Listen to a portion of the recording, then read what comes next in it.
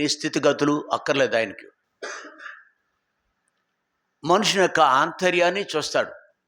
అలాగున ఈ దేవుని కుమారుడైన కొర్నేలిలో ఉన్న అంతరంగ స్థితిని చూసి దేవుడు కదిలింపబడ్డాడు. ఆయన ప్రార్థనకు జవాబుగా ఈ దేవుని యొక్క దాసుడు దైవజనుడిని పేతురుని ఇక్కడికి పంపించాడు. అంతేకాదు, ఈ యొక్క మాటలు నోరారా చెప్తున్నాడు అనమాట. 36వ వచనంలో యేసుక్రీస్తు అందరికీ ప్రభు, యేసుక్రీస్తు అందరికీ ప్రభు, నాట్ ఓన్లీ ఫర్ మీ, నా ఒక్కడికే దేవుడు కాదు, మా యోధ ఇశ్రాయేలునికి మాత్రమే దేవుడు కాదు, అన్యులకి సహితము, అన్యులు కూడా అన్ని జాతులు. ఈ భారతీయులకి మన జాతి వాళ్ళు ఉన్నారు కదా, వీళ్ళకి ఎక్కడ అదే ఆహ్వాని చెప్పాం కదా, తెల్లవాళ్ళు దేవుడు, నల్లవాళ్ళు దేవుడు ఏదో మాట్లాడుతూ ఉంటారు. ఈ సత్యాన్ని వాళ్ళు ఎరగరు. ఒక సహోదరుడు, అతడు కాలేజీలో లెక్చరరు, నన్ను అడిగినాడు నాకు బైబిల్ కావాలని. 350 రూపాయలు ఖరీదైన బైబిల్ ఉచితంగానే పంపించాను ఒక అబ్బాయి చేతికిచ్చి. ఇట్లాంటి సత్యాలు ఉంటాయనుకోండి. కీర్తన గ్రంథంలో 115వ అధ్యాయంలో కొన్ని మాటలు ఉన్నాయి, 5-6 వచనాలు అనుకుంటా. చదువు. 4. ఇట్లాంటి అంశాలు ఉన్నాయి. ఇంకా మనకు టైము చదువుకోవటం టైం లేదు కదా, అంటే ఎక్కువ వాటికి అక్కర్లేదు. ఇవి చదివాడు అతను. యేసుక్రీస్తు అందరికీ ప్రభు అని చదివాడు, బైబిల్ తీసుకున్నాడు. తన జ్ఞానాన్ని పెంపొందించుకోవటానికి బైబిల్ తీసుకున్నాడు. కొన్ని సంశయాలను తీర్చుకోవటానికి బైబిల్ తీసుకున్నాడు. సబ్జెక్ట్లో డాక్టరేట్ చేశారు కాబట్టి డాక్టర్ సాయిబాబా అంటారు అతన్ని. కానీ సత్యాన్ని అంగీకరించరు. జాతి యొక్క అహం అనమాట. మేము ఏదో సమాజంలో అనుకుంటారు. అలాంటి తలంపే కలిగి ఉన్నాడు ఈ దైవజనుడు కూడా. అయినను దేవుడు మాట్లాడినాడు. దేవుని స్వరం విని ఆయన ద్వారా దేవుడు సమాధానకరమైన సువార్త ప్రకటించి ఇశ్రాయేలుకు పంపిన వర్తమానం మీరు ఎరుగుదురు. ఇశ్రాయేలుకు మాత్రమే కాదు కానీ సమస్త జనులకు కూడా సువార్త అందించిన విధమును మనం చూస్తున్నాం, మనం కూడా విన్నాం. 43వ వచనంలో అక్కడే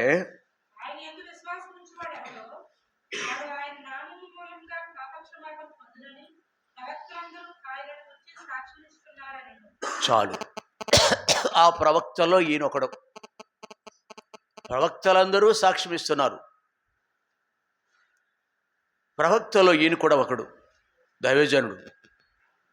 వారు మాత్రం అయితే వాళ్ళకే కాదు ఆ యొక్క ఆధిక్యత. ఇక్కడ కూర్చున్న సామాన్యులు, రిక్షా తొక్కే అబ్బాయికి సైతం ఆధిక్యత ఇచ్చాడు. నీ వృత్తితో పని లేదు, నీ ఇంకా మిగిలిన వాటితో పని లేదు. అందరికీ ఏ ఆధిక్యత ఇచ్చాడంటే, ఆయన అందు విశ్వాసం ఇచ్చేవాడు ఎవడో వాడు ఆయన నామన మూలముగా పాప క్షమాపణ పొందును. నేను ఒకసారి ఒక మనుషుడికి బైబిల్ ఇచ్చాను కదా, ఆ మనుషుడు దీన్ని తృణీకరించాడు. ఇక్కడ బ్యాంకాల్లో మంచి ఇల్లు ఉంటుంది ఆ మనుషుడికి, కాబట్టి ఆ మనుషుడు తృణీకరించాడు దేవుని యొక్క కృపను. అయితే ఆ కాలంలో మొదటి 2000 సంవత్సరాల క్రితము ఈ కొర్నేలు ఎలాగున దేవుని చేత అంగీకరింపబడ్డాడు. కొర్నేలుకు పూర్తిగా యేసు ప్రభు గురించి తెలియదు, భక్తి తెలుసు, భక్తిలో ఉన్న శక్తి కూడా తెలుసు. శక్తిమంతుడు అతను. ఆకాశమే దేవుడు సింహాసనం కదిలింపబడింది, అంతటి గొప్ప శక్తిమంతుడు.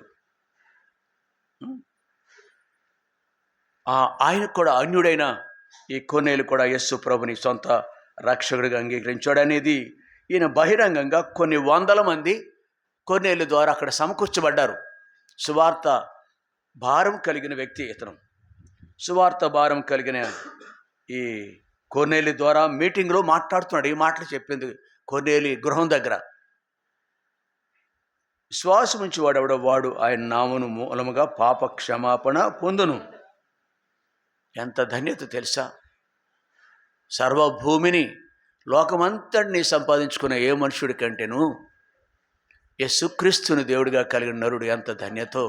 మన గృహాల్లోనే ఉన్నారు, చచ్చిన వారిగా శవాలు వలె ఉన్నారు. పిల్లలు ఉన్నారు, భర్త భార్య ఇంకెవరో ఉన్నారు, అన్నదమ్ములు అక్క చెల్లెలు.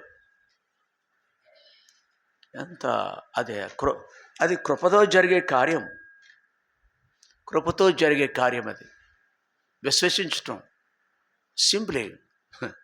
ఈరోజు ఆయా సమయాల్లో కొంతమంది మేకను గొర్రెను తీసుకుని వెళ్ళి వధించి, ఈరోజు కూడా కొంతమంది వెళ్ళారంట. నేను ఒక యవనస్తుడు చెప్తున్నాను నాతోటి, ఇవాళ వెళ్ళారు, ఆదివారం కదా, సెలవు రోజు కదా, రారా బాబు నువ్వు మాతో అంటే అతను రానన్నాడు. నేను ఆరాధికుడను, నేను కొన్నేళ్ళు కావు చెందిన వ్యక్తిని చెప్పి మందిరంలో కూర్చున్నాడు ఈరోజు ఆయన. అలాగున బలులు ఇచ్చి ఆ మాంసం తినటం అనవైతి. ఆ రక్తం వాళ్ళకి పూసుకోవచ్చు, ఒకవేళ వాళ్ళ వాహనాలకు పోస్తారు దోషం పోవటానికి. ప్రియ సహోదరి, ఆ విధంగా మనుషుడు విడుదల పొందలేడు. విశ్వాసం ద్వారా మాత్రమే. ఎంతటి మన పాపములు రక్తం వలె ఎర్రనివైనము హిమ కంటే తెల్లగా చేస్తాడంట, గొర్రెబొచ్చు వలె తెల్లగా చేస్తాడట. ఎంత ఆధిక్యత అండి! ఏ విధంగానూ మనుషుడు భూమి మీద ధన్యుడు కాలేడు, కేవలం యేసు నామం మాత్రమే ధన్యత ఇస్తుంది. కాబట్టి ప్రియులారా, ఇక్కడ ఈ ప్రభు నమ్మిన వాళ్ళు ఆ రోజున ఆ సువార్త విని కొన్ని వందల మంది రక్షింపబడ్డారు. వారిలో ఈ కొర్నేలి కూడా ఉన్నాడు. 11వ అధ్యాయము 18వ వచనం చదువుదామా.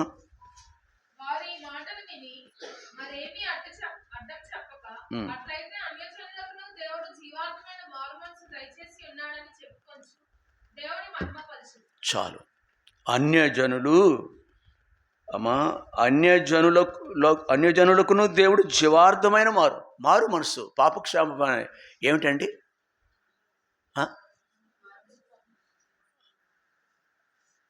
రాజేశ్వరి చెప్తుంది, రిపీట్ చేయటమే మాట. జీవార్థమైన, నిత్యము జీవించే ఆధిక్యత, యుగాలు జీవించే ఆధిక్యత, జీవార్థమైన మారు మనసు మట్టిగా తాగుడు మానేయటం కాదు, మిగిలిన చెడ్డ పనులు మానేయటం కాదు, విగ్రహారాధన మానేయటం కాదు. ఈ మనస్సు మనల్ని ఎక్కడ నడిపిస్తుంది? జీవంలో, మరణంలోని జీవంలో నడిపిస్తుంది. నిత్యత్వము దేవునితో ఉండే ఆధిక్యత ఇస్తుంది. జీవార్థం ఒక్కొక్క మాట చాలు మన బ్రతుకంతా ధ్యానం చేయటానికి. జీవము, జీవాధిపతి, ప్రియుడా, ఇట్టి కృపకు మనల్ని దేవుడు అర్హులుగా చేశాడు. కాబట్టి మనము ప్రభువా నీకు వందనాలయ్యా, ఈ నూతన సంవత్సరంలో మొదటి ఆదివారం నాడు నీ సన్నిధిలో నేను కూడా కనపడటానికి ఇచ్చిన తరుణాన్ని బట్టి నీకు వందనాలని చెప్పి జీవార్థమైన మారు మనసు ఇచ్చారు. పాపక్షమాపణ కొరకు మీరే బలైపోయినారు, రక్తం కార్చారు. వారి ప్రాణ విమోచన ధనం బహు గొప్పది, అది అన్నిటికీ తీరకాట్లు ఉండవలసిందే. నీ ప్రాణమే. ఓ మనుషుడా, ఇలాగా ఈ రోజుల్లో సంబోధిస్తే ఊరుకోరు, కానీ సంఘంలోనూ బయటను మనం మూర్ఖులైన ఈ తరం వారికి అంటే నీవు కూడా దాంట్లో ఒకడు, నీవు ఒకడవే దాంట్లో. దేవుని అంగీకరించిన వాడిని ఏమని అంటున్నాడంటే బైబిల్, మూర్ఖుడు నువ్వు, నీకు తెలివి లేదు, నీకు బైబిల్ లేదు. దేవుడిని అంగీకరించకపోతే ఇది భాష, దేవుడు వాడే మాట. మూర్ఖులాగు ఈ తరం వారికి. ఒక ఆయన అన్నాడు బాప్తిసం ఇవ్వకుండా అడ్డేముంది మరి నాకు, ఇక్కడే బాప్తిసం కావాలి నాకు. ఎవరన్నారు? ఇంకా అడ్డే ఏది అడ్డగిస్తుంది? నేను ఆయన మంత్రి, రాజు దగ్గర మంత్రి, రాణి దగ్గర మంత్రి, కందాకే. హీ నీడ్స్, ఆయనకు కావాలి. అయ్యో ఏది నన్ను నా దేవునికి దూరం తెలుసుకున్న తర్వాత, దేవుణ్ణి ఆయన ఎవరో ఎరిగిన తర్వాత ఇంకా ఏమాత్రమును ఆలస్యం చేయరు. దయతో ఇప్పుడు ఇగో నీళ్ళు ఇక్కడ ఉన్నాయి, దయతో చదవండి. అది మా అపోస్తలుల గారు 8వ అధ్యాయం ఇక్కడ ఉంది కదా, చదువు.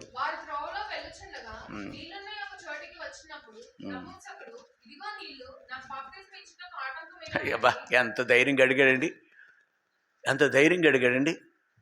ఇదిగో నీళ్లు ప్రేరేపించాడు. బాప్తిసం ముఖ్యం జీవితంలో.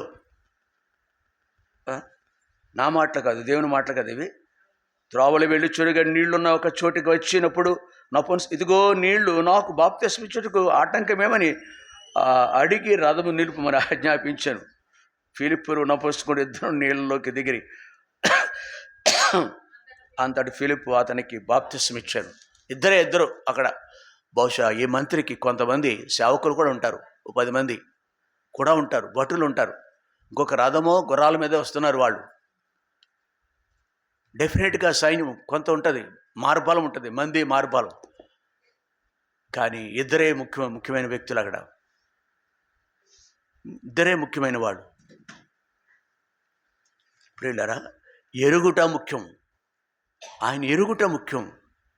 ఎంత గొప్పదో ఆయా కాలాల్లో ఉన్న వ్యక్తుల గురించి పరిశుద్ధ గ్రంథం కొన్ని ఆధారాలు మనకు చూపిస్తుంది. మన గురించి ఆధారాలు పుస్తకాల్లో లేవు, అక్కడ ఉంటాయి, జీవ గ్రంథంలో ఉంటాయి మన గురించి. కాబట్టి ప్రియులారా, ఇక్కడ ఎరుగుట, యేసుక్రీస్తును ప్రభువుగా కలిగి ఉండుట, దేవుడిగా కలిగి ఉండుట, రక్షకుడిగా కలిగి ఉండుట ఎంత ధన్యత, ఎంత ధన్యత. పాప క్షమాపణ అనేది అనుభవం ఎంత యోగ్యమైనది. అది పాప క్షమాపణ అనే ధన్యత, అనుభవం, పాప క్షమాపణ అనే అనుభవం ఎంత ఆశీర్వాదకరమైనది. అది ఎంత ఆశీర్వాదకరమైనది. జీవార్థమైన మారు మనసు ఎన్ని మేళ్ళు తీసుకొస్తుందండి, ఎన్ని మేళ్ళు తీసుకొస్తుంది. ఇవి మొదటి హేతువ మనం ఆరాధించడానికి, మొదటి కారణం. రెండవదిగా అపోస్తలుల కార్యాలు. అంతేకాదు, ఈ అనుభవం అక్కడ ఆ రోజున కలిగి ఉన్నాడు. పేతురు గురించి కూడా ఒక మాట చూస్తే బాగుంటుంది కదా. లూకాసు వార్త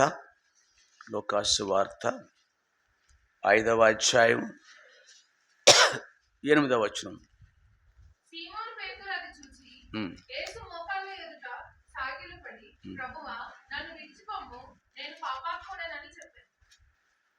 చాలు. సీమోను పేతురు అది చూసి యేసు మోకాళ్ళ ఎదుట. అసలు యేసు ఎవరో ఎరిగితే నువ్వు సాగిలి పడకుండా ఉండలేవు. నోరు పెకలదు, నీ నోరు మాట్లాడలేవు, నువ్వు మొగబొస్తుంది, ఇంకా మాటలు రావు మనకి. అదే జరిగింది పేతురు యొక్క జీవితంలో. ఆయన ఎవరో అలవాటుగా క్రైస్తవులు దినాల్లో చర్చిలకు వెళ్తారు, మీటింగ్లకు వెళ్తారు. ఏ మీటింగ్సే పెట్టారు ఇప్పుడు, ఇంకా ఆయా చోట్ల మీటింగ్లు జరుగుతాయి. అయితే అలవాటు క్రైస్తవులకు ఉన్న అలవాట్లు క్రైస్తవులకు మేలు చేయవు. క్రైస్తవులు పెట్టుకున్నంత అలా పిలువబడుతున్నంత మాత్రాన ఏ ఆశీర్వాదకరం కాదు. ఇది ఆశీర్వాదం. ఆయన ఎరుగుట, ఆయన ఎరగకుండానే క్రైస్తవుల సంఘాల్లో అనేకులు 90 కింద ఉంటారు, రక్షణ లేనివారు, మారు మనసు లేనివాడు. అందుకే ప్రత్యేకంగా సహవాసంగా కూడుకోవటం మనం దాని కొరకే. ఆచారాలతో కూడిన సమాధులతోటి దొరకపోయినా పర్లేదు, 90గా మనతో ఉండకపోయినా పర్లేదు. దేవుని పిల్లలు అనబడేవాళ్ళు, ఆకలి దప్పు కలిగిన వారు, ఈ అనుభవాలు కలిగిన పేతురు అనుభవం. ఈ యొక్క 5వ అధ్యాయం 8వ వచనంలో సాగిలిపడి ప్రభువా, నీవు నేను కూడా ఈరోజు ఉదయం మనం సాగిలిపడి దేవుణ్ణి ఆరాధించాలి. ఎందుకు? పేతురు కలిగి ఉన్న అనుభవం మనం కలిగి ఉన్నాం. ఇక్కడ కొర్నేలి కలిగి ఉన్న అనుభవం మనం కలిగి ఉన్నాం. ఇంకో వ్యక్తి పేరు చూసాం మనం, ఆ కందకేరాడి కింద మంత్రి కలిగి ఉన్న అనుభవం మనం కలిగి ఉన్నాం. కాబట్టి మనం కూడా ఆరాధింపబద్ధులుగా ఉన్నాము. అపోస్తలుల కార్యము 9వ అధ్యాయం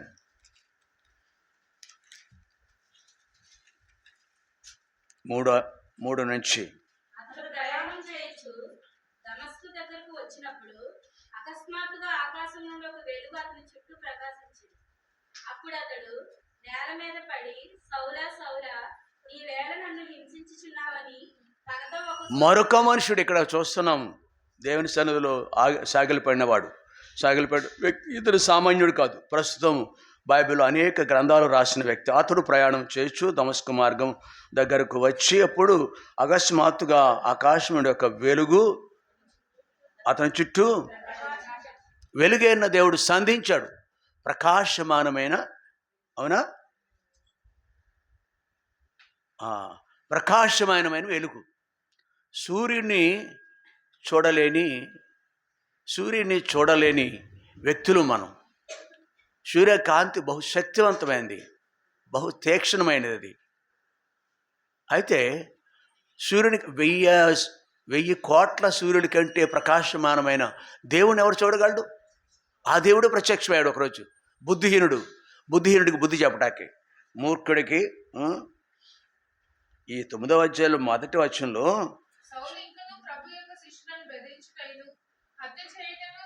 ఇది ఇట్లాంటి వాడండి ఈ మనుషుడు. హత్యలు చేయటం ప్రాణాధారం. ఆ మనుషుడు హత్యలు అనేకమైన చేసి ఉండొచ్చు. ఒకటే మన బైబిల్లో ఉంది స్టెఫను గురించి. స్టెఫను చంపినవాడు ఇతను కూడా అని అనేకమైన చేసి ఉండొచ్చు. హత్య చేయుట ప్రాణాధారం. హత్య చేయుట అనేది ప్రాణాధారం అంట. ప్రాణం అతనికి. మిగిలిన మతస్థులని హత్య చేయుట ఆ దినాల్లో జరిగింది. యేసుప్రభు నమ్ముకున్న వాళ్ళని నరికేసేవారు, అంతే, చంపేసేవారు. అలాంటి వాడు గుంపులో ఒకడు ఇతను. దేవుడు సంధించాడు. 4వ వచనం, అప్పుడు అతడు నేల మీద పడి, సౌలా సౌలా నీ వేళ నన్ను. ఎవరు మాట్లాడినది? దేవుడు అంటున్నాడు. వై యు పెర్సిక్యూట్ మీ? ఎందుకయ్యా నన్ను, ఎందుకు? భార్య అంటదేమో నన్ను హింసిస్తున్నావు నువ్వని, భర్తని. పిల్లలు అంటారేమో తల్లిదండ్రులతో, ఎందుకు హింసిస్తున్నావు?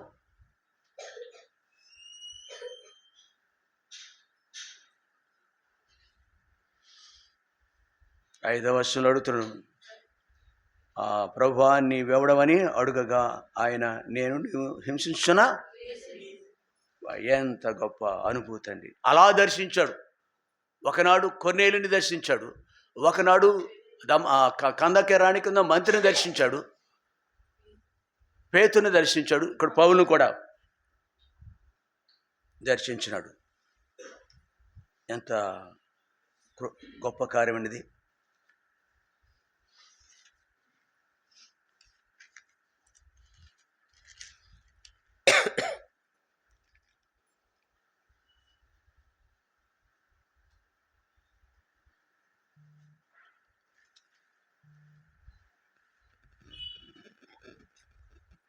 పద్దెనిమిదవ వచనం చదవండి అక్కడే.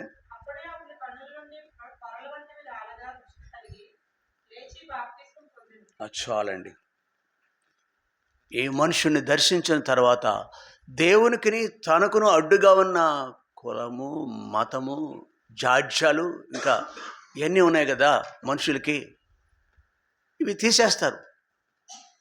నన్ను క్షమించండి, ఈ రోజుల్లో కూడా కులం మీద కూడా సంఘాలు కడుతున్నారు. అట్లాంటి వాటికి వెళ్ళకండి మీరు. పరిచర్లు అన్నదమ్ములను ఆదుకుని, అక్కచెల్లెలను ఆనుకుని పరిచర్య చేయకూడదు. వాళ్ళు ఎప్పుడు మనకి ఎప్పటికప్పుడు హ్యాండ్ ఇచ్చేస్తారు ఈ అన్నదమ్ములు, అక్కచెల్లెలు. దేవుని మీద ఆధారపడి పరిచర్య చేయాలి మనం. కులం బట్టి కూడా ఎంత అసహ్యంగా ఉంటాయి. దైవజనులు, భక్సింగ్ గారు దైవజనులు,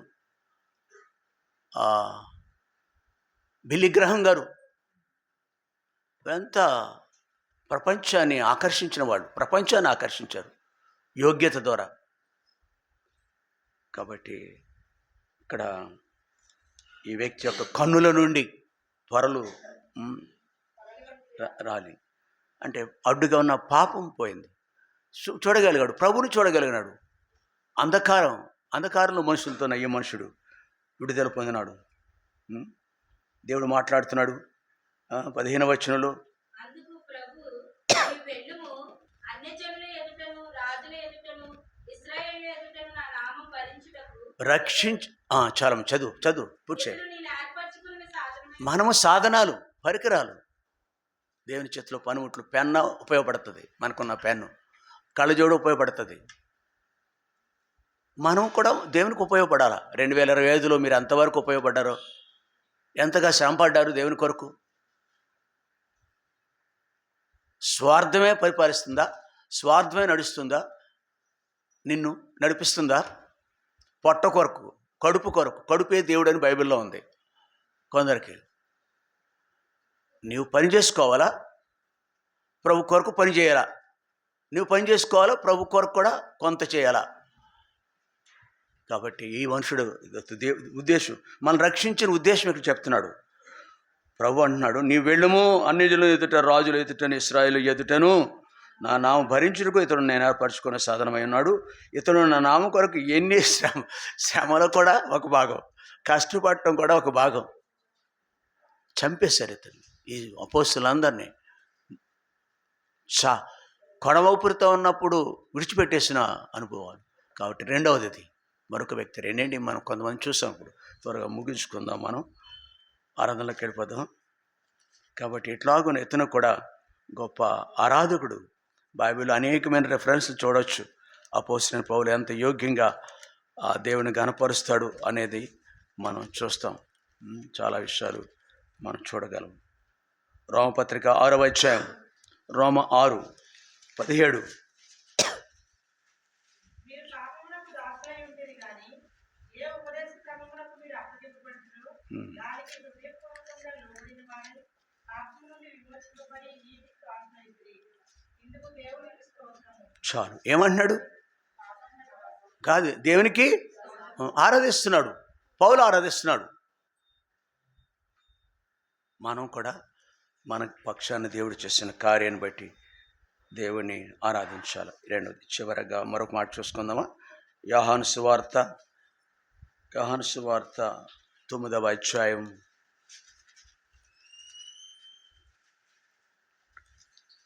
9వ అధ్యాయము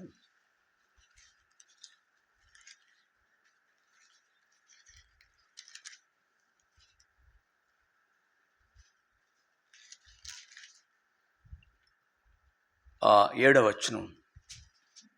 నీవు సిలోయము కోనేటికి వెళ్ళి అందులో కడుక్కొనుమని చెప్పాను. సిలోయము మాటకు కమ్మబడిన వాడని అర్థం. వాడు వెళ్ళి కడుక్కొని చూపుగలవాడై వచ్చును. చాలా. కాబట్టి ఈ మనుషుడు కూడా ఇక్కడ మరొక మనుషుడు మేలు జరిగిందా? ఏం మేలు? ఈ పౌలుకి కళ్ళు లేవు, దేవుని చూసే కళ్ళు లేవు, కళ్ళు ఇచ్చాడు. ఈ మనుషుడు సహజంగానే కళ్ళు లేవు, అంధుడు, అంధుడు. ఈ మనుషుడు కూడా, మనం కూడా కళ్ళుండి కూడా, చెవులుండి కూడా, హృదయం ఉండి కూడా, కాళ్ళుండి చేతులుండి కూడా, మనం కూడా ఆ శృంగార దేవాలయం వెలుపల పడి ఉన్న మనుషుడి వలె ఉన్నాం. కానీ దేవుడు కనికరించినాడు, కృప చూపించినాడు, మనల్ని దృష్టించినాడు. నీవు సిలోయము కోనేటికి వెళ్ళి అందులో కడుక్కొనుమని చెప్పి, సిలోయమను మాటకు పంపబడినవాడని ప్రభు పంపబడ్డాడు. మన కొరకు ప్రాణం పెట్టాడు, ఆ రక్తంతో మనల్ని కడిగినాడు. కేవలం సిలోయము అనే కోనేరులో నీళ్లు సరిపోయినాయి. మన పాపం, మన కళ్ళు కనిపెట్టాకి ప్రాణమే పెట్టినాడు. అవునా? ఆ కోనేరు నీళ్లు చాలు అతనికి. మనకి ఎంత క్రయం, మరెక్కువ కృతజ్ఞత, మరెక్కువ రుణపడి ఉన్నాం మనం. కాబట్టి ఆ మనుషుడి వలె మనము ఆరాధింపబద్దులుగా ఉన్నాం. యోహాను సువార్త 4వ అధ్యాయంలో 42వ వచనం.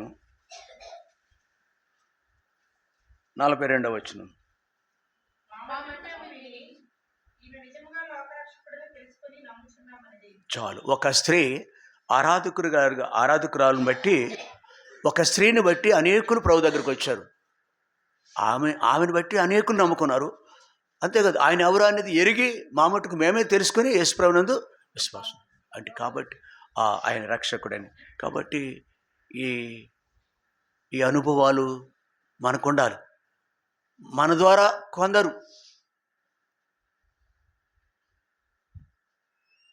ఆ, సహోదరులు ఎంత ఆసక్తి ఉన్నవాళ్ళు సహోదరులు మన మందిరంలో కనపడరు, స్త్రీలే కనపడతారు. ఇక్కడ పట్టాలు వేయాలంటే స్త్రీలే, వంట చేయాలంటే స్త్రీలే. స్త్రీల సంఘం అందాము దీన్ని, స్త్రీల సంఘం అనాలి. పురుషులు పెత్తనాలు చేస్తారు వీళ్ళు పురుషులు. దేవుని చిత్తమైతే 2026లో 3-4 సహోదరులు ఉదయాన్నే 7 గంటల నుంచి 8 గంటల వరకు వీధుల్లో సైకిల్ మీద మైక్ కట్టుకుని వెళ్ళి సువార్త చేయాలి. 2026లో కొత్త దర్శనం అది.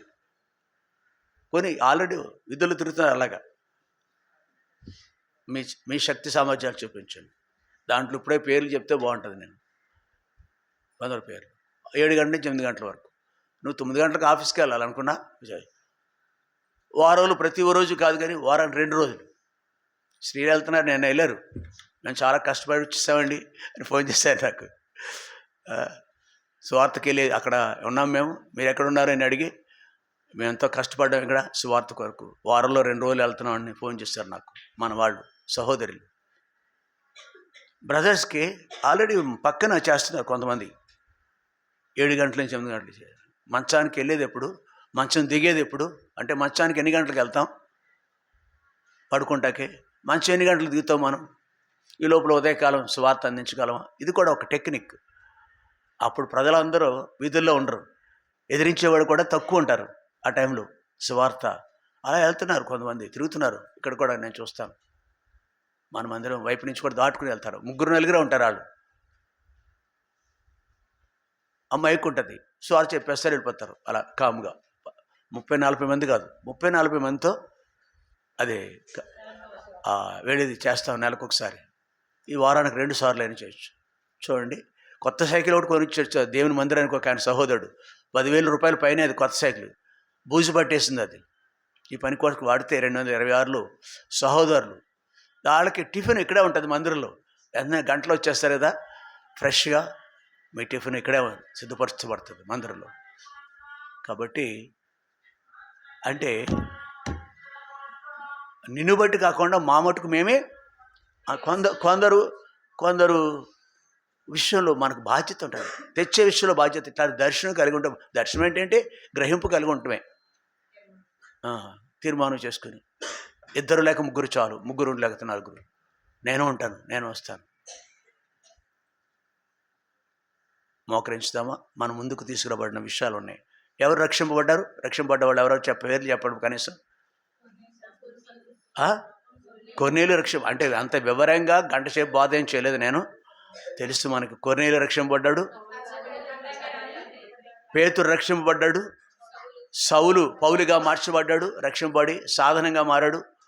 అనేకులు ఎదుట ఎలాగున బాధ చేయాలో అనే తీర్మానం కలిగి ఉన్నాడు. తర్వాత సమరయ స్త్రీ కూడా ఎలాగ అవి లేఖనాలు కళ్ళ ముందు కదలాడుతాయి కదా లేఖనాలు. మోకరించుతా ప్రార్థన చేసుకుందాం, ఆరాధన చేద్దాం. క్షమించండి, ఆరాధనలోకి వెళ్దాం. క్లుప్తంగా చేయండి, 2-3 మాటలు చాలు.